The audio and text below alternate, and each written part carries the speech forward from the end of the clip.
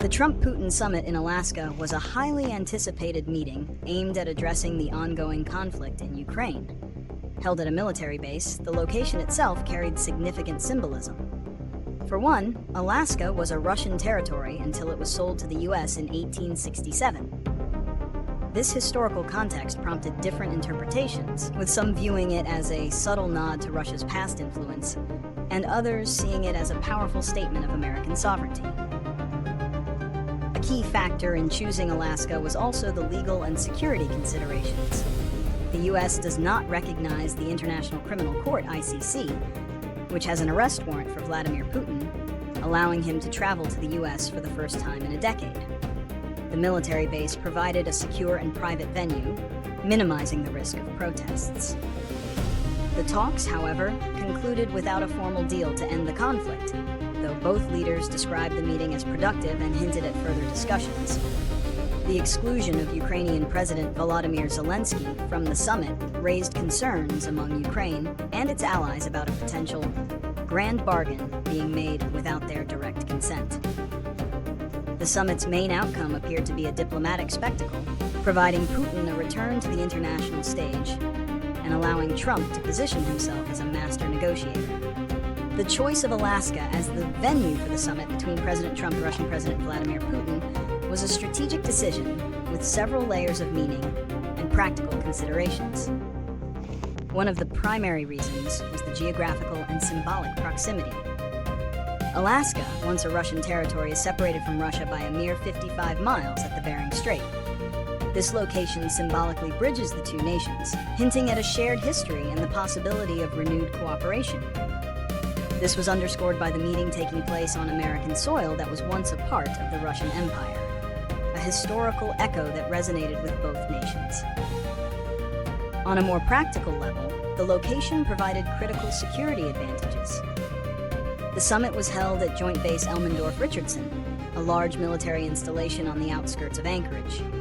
This venue offered a highly controlled environment, mitigating security risks and insulating the leaders from potential protests. This level of privacy and security was seen as essential for such high-stakes discussions. Furthermore, a crucial legal factor was at play. Russia's president had a standing arrest warrant from the International Criminal Court, ICC. Because the United States is not a signatory to the Rome Statute that established the ICC, holding the meeting on U.S. soil provided a legal shield, allowing the Russian leader to travel and participate in the talks without the risk of arrest. The choice of a military base also conveyed a message of American strength. Elmendorf-Richardson was a key hub during the Cold War for monitoring the Soviet Union. By hosting the summit there, the U.S. subtly asserted its military dominance in a region of increasing strategic importance. This dual message of historical connection and modern-day military might provided a compelling backdrop for negotiations, positioning the U.S. as a strong and capable partner in any potential deal. General predictions for the coming years suggest a world in which geopolitical and technological forces continue to reshape the global landscape. We are likely to see a further fragmentation of international cooperation as major powers and economic blocs prioritize their own interests in security, leading to increased tensions.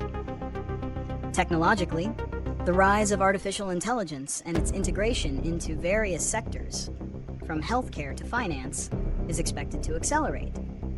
We can anticipate significant breakthroughs in personalized medicine, advanced robotics, and sustainable technologies as societies grapple with the challenges of climate change and resource scarcity. The race for technological dominance will likely intensify, with nations competing for leadership in areas like AI, quantum computing, and clean energy. Economically, the global outlook is one of cautious growth amid persistent uncertainty. While some regions may experience a modest acceleration, others could face a slowdown due to ongoing trade tensions, geopolitical risks, and evolving monetary policies.